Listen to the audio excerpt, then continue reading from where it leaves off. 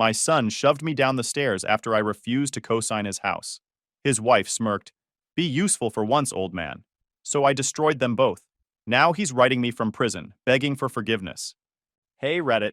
So my own son shoved me down a flight of stairs because I wouldn't co-sign his mortgage, and his lovely wife stood there smirking and called me a useless old man. They thought I was just some pushover who'd eventually cave like I always did. They thought wrong. Very, very wrong. I'm 58 male, a retired HVAC technician from Ohio. Spent 32 years crawling through attics in the dead of summer, freezing in basements during winter, and fixing units in 100-degree heat so my family could have a decent life. I've got scars on my hands from sheet metal cuts and permanent calluses that'll never go away no matter how much lotion Katie buys me. Raised 2 kids, paid off my house, and saved for retirement the hard way. No inheritance from rich relatives, no lottery winnings, no lucky breaks. Just decades of honest work with my hands and a whole lot of 5 a.m. alarm clocks. My wife Linda passed away from cancer 8 years ago. That woman was the glue holding our whole family together. And when she left us, cracks started showing in places I never expected. She had this way of keeping everyone balanced, of seeing trouble coming before it arrived and heading it off at the pass. She could read people better than anyone I ever met. Without her, all those problems she would have caught early just kept growing into bigger problems. But I'm getting ahead of myself here. Let me tell you about my son Brandon, 32 male. From the moment that kid could talk, he had an excuse for everything. Failed a spelling test in 3rd grade? The teacher wrote the words on the board too small, and the classroom was too noisy to concentrate. Got benched during Little League?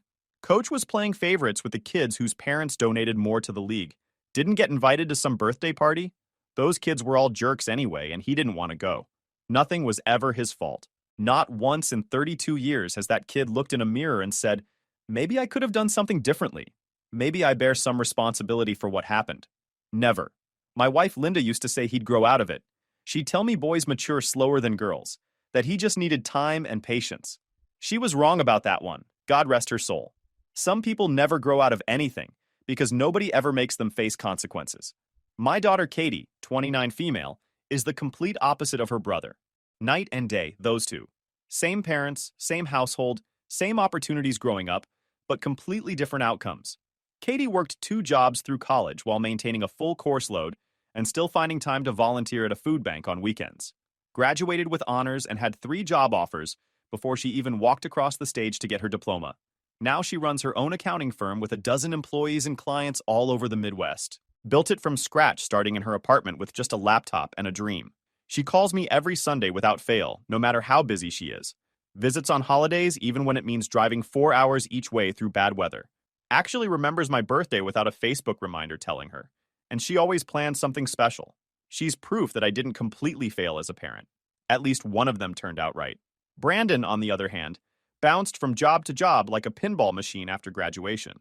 Couldn't hold down anything for more than 6 months. Sometimes not even 3 months before something would go wrong. Always had some drama with coworkers who didn't appreciate his contributions. Always had some conflict with management who felt threatened by his brilliant ideas. Always had some perfectly reasonable explanation for why this particular job just wasn't worthy of his extraordinary talents and why quitting was actually the smart move. The kid had a degree in business administration that he'd somehow stretched into 6 years of what I can only assume was mostly college parties and video games. 6 years for a 4-year degree, and he treated that diploma like it made him royalty walking among peasants. Like having a piece of paper meant he was too good for entry-level work, or paying his dues like everyone else. I remember when he was 22 and got fired from a job at an insurance company after just 10 weeks. He came home that night and told me and Linda the whole story, spinning it like he was the victim of some great injustice.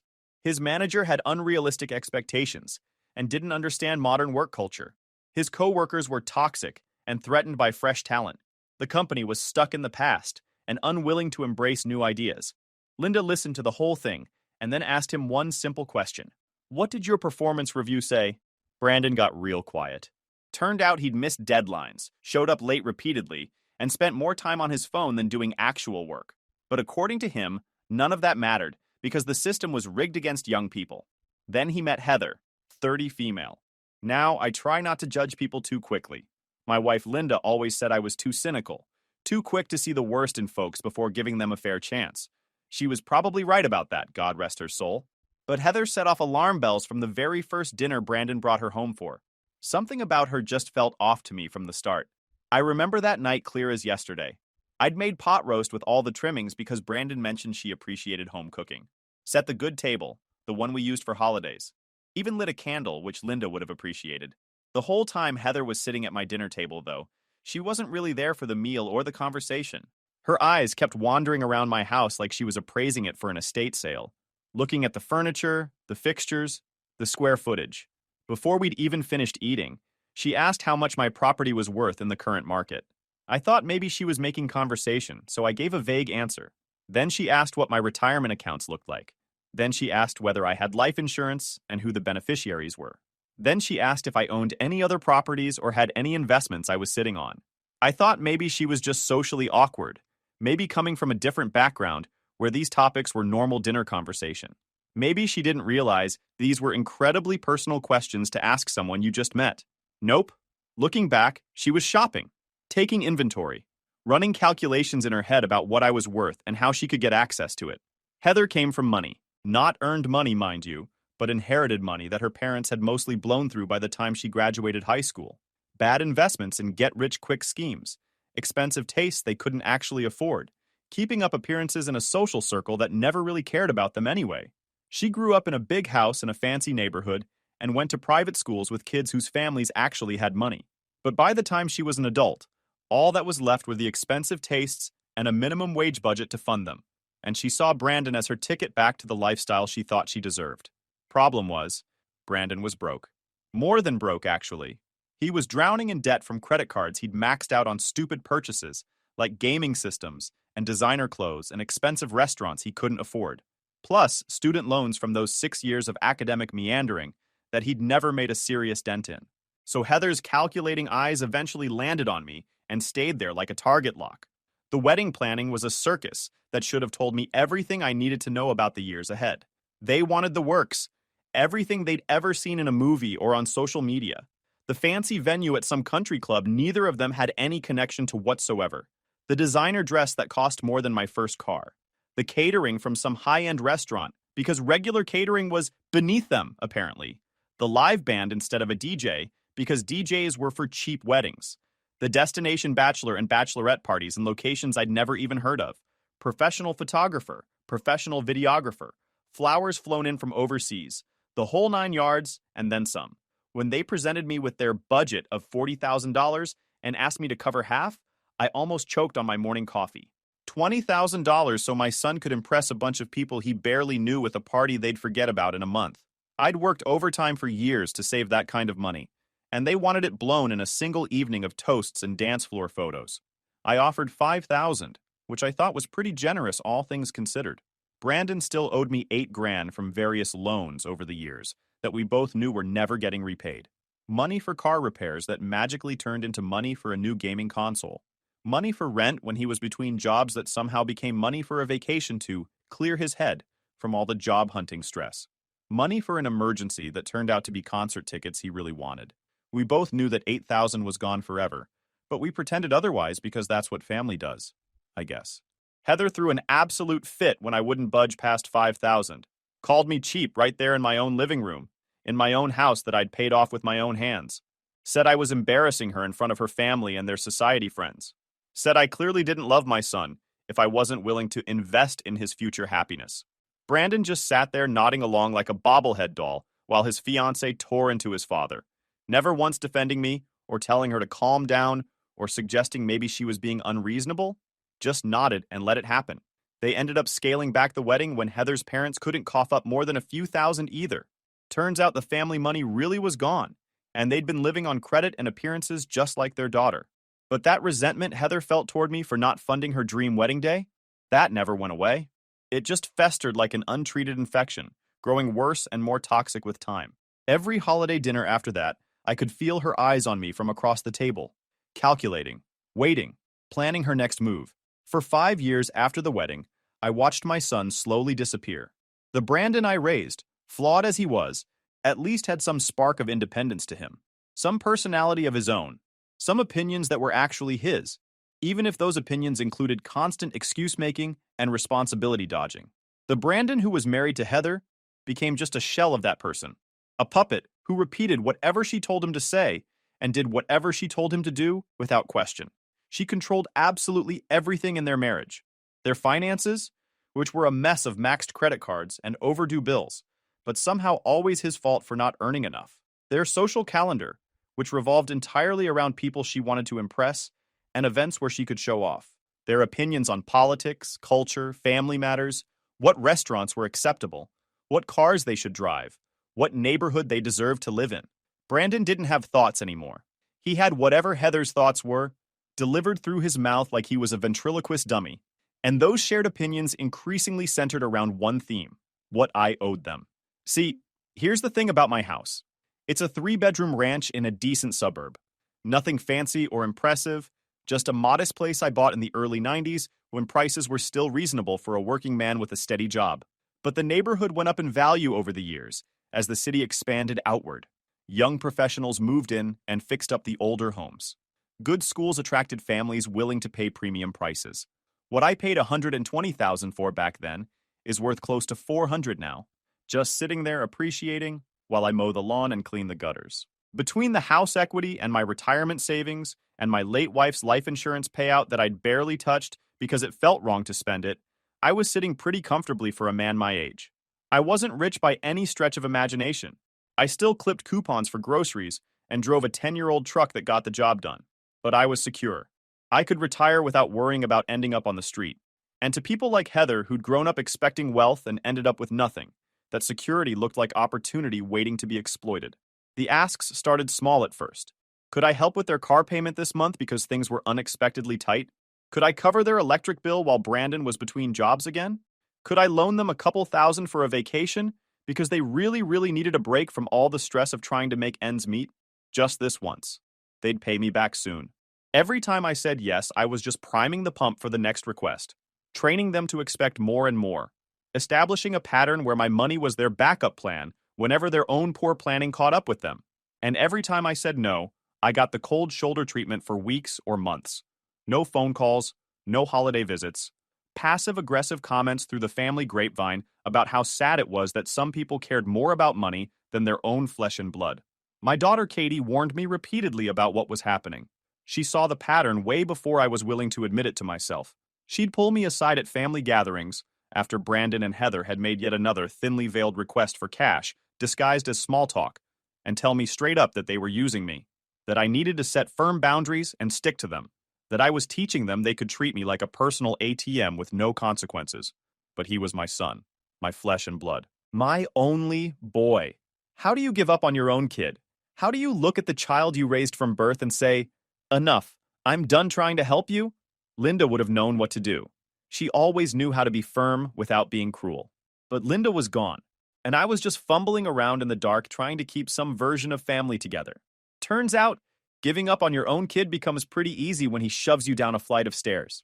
It was a Sunday afternoon in March when everything finally went to hell. The weather was just starting to warm up, that weird Ohio spring where it's 40 degrees one day and 70 the next. I'd been doing laundry and some light cleaning, enjoying a quiet day with nothing on the calendar and nowhere to be. Brandon and Heather showed up unannounced around 2 in the afternoon. This was their usual style by now. They never called ahead to ask if I was free or if it was a good time for a visit, because they knew I might say I was busy or make an excuse. Harder to turn someone away when they're already standing on your porch with expectant looks on their faces and a car parked in your driveway. I let them in because what else was I going to do? Leave my own son standing outside on the porch? I offered them coffee and some cookies I had in the pantry, and we sat down in my living room, same as dozens of visits before. But I could immediately tell something was different about this particular visit. Something bigger was coming. Heather had that look she gets right before she asks for something significant. Eyes too bright, smile stretched too wide, voice pitched just a little higher than her normal calculating tone. Brandon was fidgeting like a nervous kid, waiting outside the principal's office, picking at his fingernails and avoiding eye contact with me. After some painful small talk about the weather and some TV shows I don't watch and how their jobs were going, his answer was vague because he'd recently been let go again, I found out later. Heather finally got to the actual point of their visit. Turns out, they'd found their dream home. She pulled out her phone and started showing me pictures like she was a real estate agent making a presentation to investors. A four-bedroom colonial in one of those fancy new developments on the edge of town. The kind of place with an HOA that regulates what color you can paint your mailbox and what kind of holiday decorations are acceptable, and charges monthly fees that cost more than my first mortgage payment did. List price, $450,000. Now, I knew roughly what Brandon and Heather made when Brandon was actually employed, which wasn't often.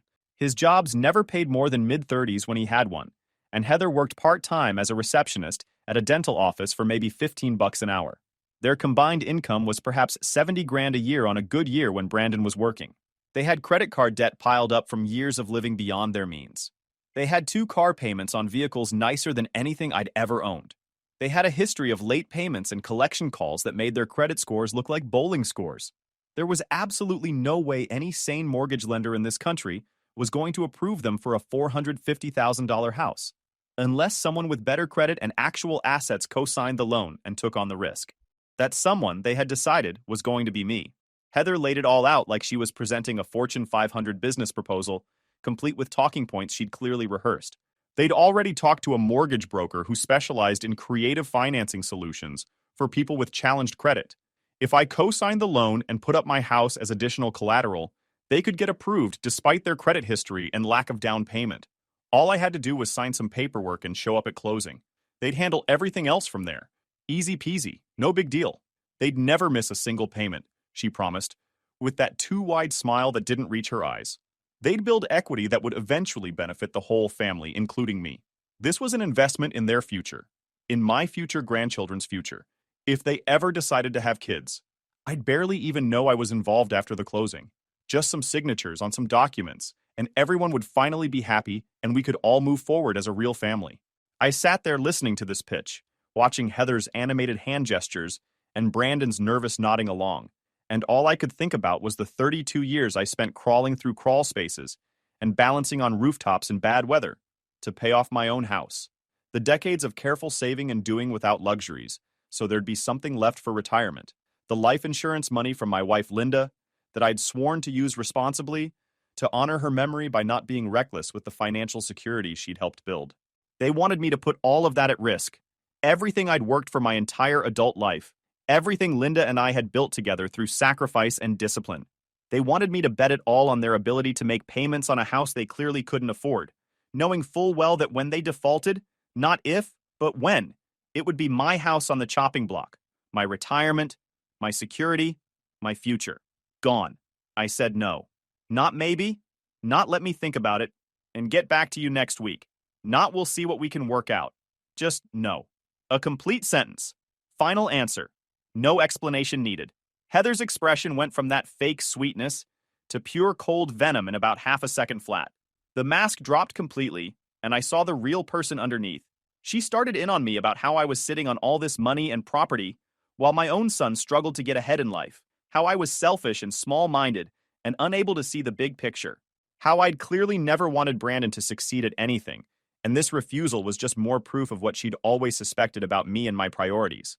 Then she played her trump card. She said my wife Linda would be ashamed of me if she could see from heaven how I was treating my only son. That Linda would never have let Brandon struggle like this. That Linda always supported her children no matter what, using my dead wife, the woman I'd loved for 30 years and still missed every single day, to manipulate me into a bad financial decision, invoking her name like she was some weapon to be deployed in their scheme. That's when I knew there was absolutely no bottom to how low this woman would go to get what she wanted from me. I told them both to leave, told them to get out of my house immediately. I was done being their piggy bank, done being guilted into terrible decisions, done pretending this was a normal, healthy family relationship when it was clearly just a long con with better disguises and family photos. Brandon stood up from the couch, and for a brief moment I thought maybe he was going to apologize for his wife's behavior. Maybe, just maybe, some part of my actual son was still in there somewhere, buried under all those years of Heather's influence and his own weakness and excuses. Maybe he'd finally see what was happening to us and snap out of it, stand up to his wife for once in his pathetic life, choose his own father over her greed. Instead, he got right up in my face and started yelling, his finger jabbing toward my chest with each accusation, calling me pathetic and bitter and old, saying I was going to die alone in this house, clutching all my money, while nobody who actually cared about me was left to mourn, that I was a failure as a father who'd never given him the support he needed to succeed at anything, that I'd always favored Katie over him and never given him a fair chance. So I told him the truth, told him to grow up and take some responsibility for once, told him that real men don't blame their fathers for their own failures at 32 years old, told him that if he wanted a nice house in a fancy neighborhood, maybe he should try holding down a job for more than 6 months instead of expecting everyone else to fund his lifestyle. That's when he shoved me. I was standing at the top of my basement stairs. The door was open because I'd been doing laundry earlier that morning and hadn't gotten around to closing it yet. One hard shove to my chest with both his hands, and I went backwards into empty air where floor should have been. 14 steps. I counted them later when I was lying in the hospital giving my statement to the police detective. 14 wooden steps between the main floor and the concrete basement floor. I don't remember hitting every single one on the way down, but I remember enough. The jarring impact on my shoulder against the wall, the crack of my wrist as I tried to catch myself on the railing, the final thud when I hit the bottom, and everything went white with pain. I remember lying there on that cold concrete floor, struggling to breathe, looking up at the rectangle of light at the top of the stairs. I remember seeing Brandon standing there frozen, his face white as a sheet, like he couldn't believe what he'd just done with his own hands. And then I remember Heather appearing next to him, looking down at me crumpled at the bottom of those stairs. I watched her expression shift from surprise to calculation to something that might have been satisfaction. She said, with that smirk on her face that I'll remember until the day I die, "Be useful for once, old man. Just sign the papers, and we can pretend this never happened. Be useful for once." I told them to get out or I was calling the police. Brandon started panicking then, suddenly remembering I was his father, and he might have just committed a serious felony. He tried to come down the stairs to help me, playing the concerned son act. But Heather grabbed his arm and pulled him back. She said something about how I was probably fine, probably exaggerating for sympathy like always. Then they left. I heard the front door close and their car start and pull away, and I was alone at the bottom of my stairs with my phone sitting in the kitchen where I'd left it. I lay there on that basement floor for probably 20 minutes before I could get myself to move. I crawled up those stairs on my hands and one good knee because I couldn't put any weight on my right leg. By the time I reached the top, I was drenched in sweat and shaking. I got to my phone and called Katie first. Then 911. The ambulance came. The paramedics were gentle and professional as they loaded me onto a stretcher. Then the police came and they asked questions. Lots of questions. A fractured hip requiring surgery to insert pins and plates. A broken wrist requiring its own set of pins. Bruised ribs that made every single breath feel like getting stabbed. At 58 years old, those aren't injuries you just bounce back from with ice and ibuprofen and a week on the couch. I spent 4 days in the hospital before and after the hip surgery, then another 3 weeks in a rehabilitation facility learning to walk properly again. Lots of time lying in beds staring at ceilings. Lots of time thinking about what had happened and how I'd ended up here. About my son and the years of excuses I'd made for his behavior. About how I'd let Heather worm her way into our family and poison everything she touched. Katie visited me every single day. She'd bring me coffee and crossword puzzles and updates on what was happening with the investigation. She never once said I told you so, even though she'd been warning me about Brandon and Heather for years. That's the difference between my two kids right there. One visits you in the hospital every day, the other one put you there. When the detective came to take my formal statement at the rehabilitation facility, I told her everything. Not just the shove itself, but the years of financial manipulation leading up to it. The constant demands for money. The guilt trips when I refused. The way they'd isolated me from the rest of the family when I didn't cooperate. I told her about Heather's comment while I was lying at the bottom of those stairs in pain. I told her I wanted to press charges. All of them. Whatever she could make stick. She nodded and took careful notes on everything. Then she explained something I hadn't fully understood before. What Brandon did wasn't just simple assault. Given my age and the severity of my injuries, it qualified as felonious assault in the state of Ohio, a second-degree felony with serious prison time attached. And Heather, standing there encouraging the situation and making demands while I was clearly injured without calling for help, could potentially be charged as an accomplice and for obstruction. I gave the detective everything she needed to build a case. Permission to access my complete medical records, names of neighbors who might have security cameras, my cell phone records showing when they arrived and left, everything I could think of that might help. Here's where it gets really interesting. My neighbor Frank had installed one of those Ring doorbell cameras last year after some packages went missing from porches in our neighborhood. His camera had a wide enough angle that it captured a clear view of my front porch and most of my driveway.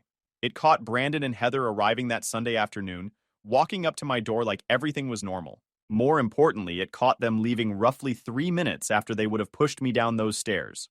The timestamp proved they hadn't stuck around to help me or call for an ambulance, or do anything a normal person would do after witnessing an accident. And Heather? She was laughing about something as she got in their car, smiling and laughing while I was lying on a concrete floor with broken bones. The detective also obtained their cell phone records through a warrant. In the days immediately following the incident, Brandon and Heather had exchanged dozens of text messages, trying to coordinate their story and get their lies straight. Texts about how they should say, "I tripped and fell on my own because I was clumsy." Texts about how they should claim I was confused or disoriented and didn't really remember what happened. Texts discussing whether they should get ahead of things by telling family members that I might be developing dementia or early Alzheimer's. All of it documented in their own words, saved forever on their phones and in cloud backups. But the real kicker? The thing that turned this from a family dispute into a clear pattern of criminal behavior? They'd done similar things before. The detective did some digging into both of their backgrounds and found gold. Heather's elderly aunt had filed a police report 2 years earlier, claiming that Heather had threatened her with unspecified consequences after she refused to change her will to leave more money to Heather. The aunt had eventually dropped the charges, probably pressured by family members who wanted to keep things quiet and avoid embarrassment. But the report was still in the system, still documented, still admissible. And 3 years before that, Brandon had been formally accused of shoving a coworker during a workplace argument about a project he'd mishandled. The company's HR department had documented multiple witness statements. The company settled quietly with the injured coworker and terminated Brandon, rather than deal with criminal charges or a civil lawsuit. Another incident, another pattern. Another time, my son put his hands on someone and got away with it, because people covered for him. A history of violence, a pattern of targeting vulnerable people for money, a willingness to hurt them when they didn't cooperate. Brandon was arrested at his apartment 2 weeks after the incident, while I was still in the rehabilitation facility doing my daily exercises. Katie sent me his mugshot that evening. He was crying when they put the handcuffs on him, apparently. Looked lost and confused, like he still couldn't understand how his actions could possibly have real consequences. Like this was all some terrible misunderstanding that would get sorted out once he explained his side. Heather was arrested the same day at her workplace in front of her coworkers. She was charged as an accomplice to felonious assault and separately charged with tampering with evidence based on those text messages where she'd coached Brandon on how to lie. Her mugshot showed pure fury. Even in that police photo, you could see the rage radiating off her face. She wasn't sorry for a single thing she'd done. She was just angry that she got caught and that her plan hadn't worked out. The trial was 8 months later, after various delays and legal maneuvering. I had to testify, which was one of the hardest things I've ever done. Sitting on that witness stand in a courtroom full of strangers, looking directly at my son in his orange prison jumpsuit, describing how he'd shoved me down those stairs, describing what Heather said while I lay there injured, watching his face the whole time. The defense attorneys tried everything to paint me as a vindictive father, punishing his son for marrying a woman I didn't approve of. They brought up every instance where I declined to give them money, trying to make me look stingy and unsupportive. They suggested maybe I'd exaggerated my injuries. Maybe I'd tripped on my own and was just confused about what happened. But the evidence was overwhelming, and the defense couldn't explain any of it away. The medical records with detailed surgical reports, the security footage with clear timestamps showing them leaving without helping, the text messages in their own words planning how to lie about what happened, the prior incidents establishing a clear pattern of violent behavior when they didn't get what they wanted. The prosecutor laid it all out methodically, piece by piece, like building a brick wall around them that they couldn't escape. Brandon was convicted of felonious assault, with a specification for targeting a victim over 60. The judge called his behavior a betrayal of everything family is supposed to mean. Said she'd rarely seen such a clear case of elder abuse by a family member. Heather was convicted of complicity to felonious assault and separate counts for tampering with evidence and obstruction of justice. The judge had even harsher words for her. Said she'd not only encouraged the violence, but actively worked to cover it up, and showed zero remorse throughout the entire proceedings. Brandon got 4 years in state prison. Heather got 3 years in a women's facility. The day they were sentenced, I sat in that courtroom watching them get led away in handcuffs. Brandon was crying. Heather was stone-faced and furious. My daughter Katie squeezed my hand. That was 7 months ago. Update. All right, Reddit. You asked for an update, so here's what's been happening since the sentencing. I'm doing better now. Much better than those first few months. The hip healed up pretty well considering my age and the extent of the damage. The doctor said I was lucky the fracture didn't need a full replacement.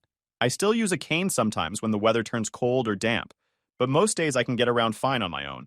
Katie moved back to town temporarily to help me during the worst of the recovery. And honestly, having her around has been the best thing to come out of this whole nightmare. We've gotten closer than we've been since she was a kid. 3 weeks ago, Brandon asked me to visit him at the prison. He'd been writing letters for months, the usual stuff about accountability classes and personal growth and being a changed man. I decided to go, not to forgive him, not to hear his apologies. I went to tell him what I'd done while he was locked up. The prison visiting room was exactly what you'd expect from the movies. Plastic chairs bolted to the floor, vending machines with overpriced junk food, guards posted at every door watching everyone like hawks. Brandon came out in his orange jumpsuit looking 10 years older than the last time I'd seen him at sentencing. Prison will do that to you. He sat down across from me and immediately launched into his rehearsed apology speech about how the accountability classes had opened his eyes, and he finally understood what he'd done wrong, and he was a completely changed man now. I let him finish his whole prepared statement. Didn't interrupt, didn't react, just sat there and let him get it all out. Then I started talking. I told him I'd sold my house, got $410,000 for it, all cash, quick closing. The buyers were a nice young couple expecting their first baby who fell in love with the neighborhood. I moved into a nice 2-bedroom condo closer to Katie and the grandkids. Lower maintenance, better security, no basement stairs to worry about.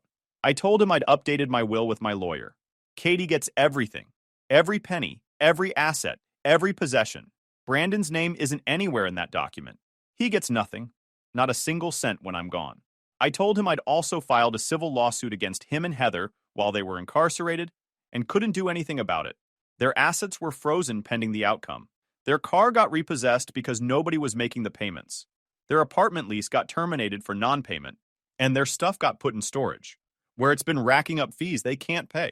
I told him that Heather's parents, who'd been grudgingly making payments on her car out of embarrassment, stopped doing that the moment they saw the lawsuit filing. They didn't want any part of it, and they definitely didn't want to get dragged into court. I told him that when he gets out in 3.5 years, he'll have absolutely nothing waiting for him. No wife, since Heather filed for divorce last month and listed him as the cause of all her problems. No savings because there never were any. No credit because it was already trashed. No family support because he burned every bridge. And I told him that Katie already got the paperwork filed with the court to ensure he can never come within 500 feet of her kids. My grandkids will grow up never knowing their uncle, and that's exactly how it should be. Brandon just sat there staring at me while I laid it all out. The color drained completely from his face. I don't think he'd realized until that exact moment how thoroughly and completely he'd destroyed his own life. He'd been so focused on what prison was doing to him, feeling sorry for himself, counting down the days, that he hadn't stopped to think about what would be waiting for him on the outside.